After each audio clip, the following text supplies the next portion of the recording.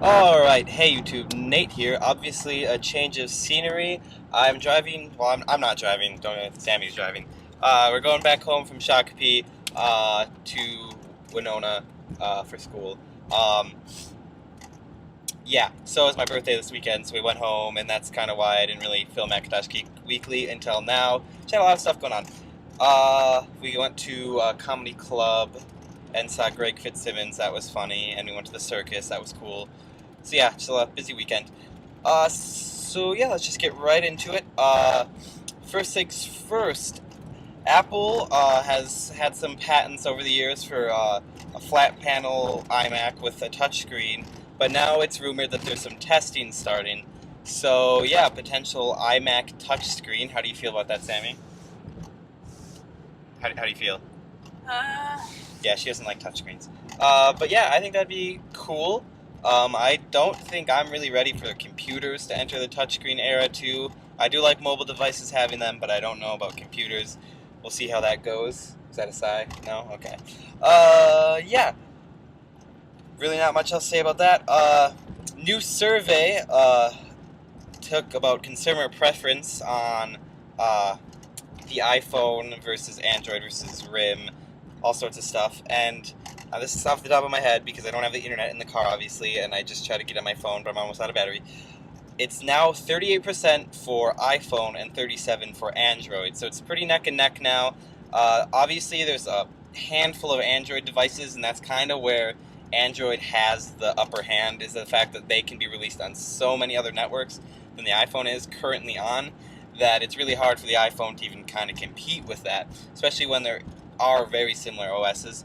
And RIM, which was the next, was at 2%. And for those of you who don't know, RIM is what's on BlackBerry. I want a BlackBerry. Yeah, Sammy wants a BlackBerry.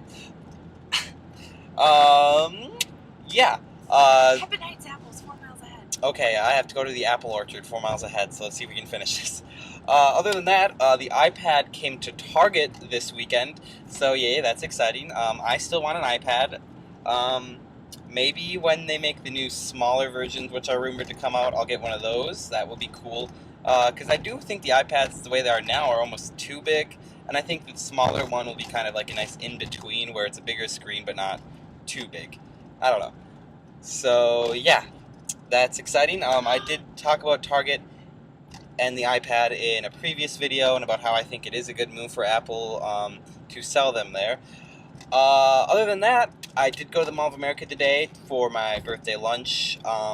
Bubblegum shrimp delicious. That doesn't really matter. After that, I went to the Apple store, and I finally got to try out the new iPod Nanos, which, if some of you may recall, I was skeptical about. And Sammy still is yet to try them, but she's probably the person who hates them the most out of anyone. Like I said, she's against touchscreens, but I'm not against, I just don't like them. she doesn't like touchscreens, and she thinks it's too small, which I did think me with big fingers wouldn't be able to control. But surprisingly enough, I was able to control with ease, and it was like 30 seconds it took me to just figure out how it worked. And I think that's really cool for something that small to just work that nicely, and everything just made sense. So I definitely think it's a nice device. I can give Apple credit for that.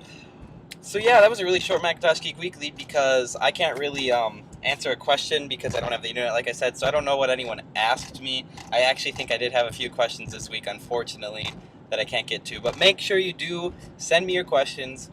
Email me at inateclay@gmail.com if you want to send video or audio questions, which I highly recommend you do. Gets you some airtime. I can give you guys your username and shout out. Yep. Other than that, you can just ask me a question in the comments or send me a message. Thanks for watching, guys, and stay tuned next week for Macintosh Geek Weekly at hopefully its normal time frame.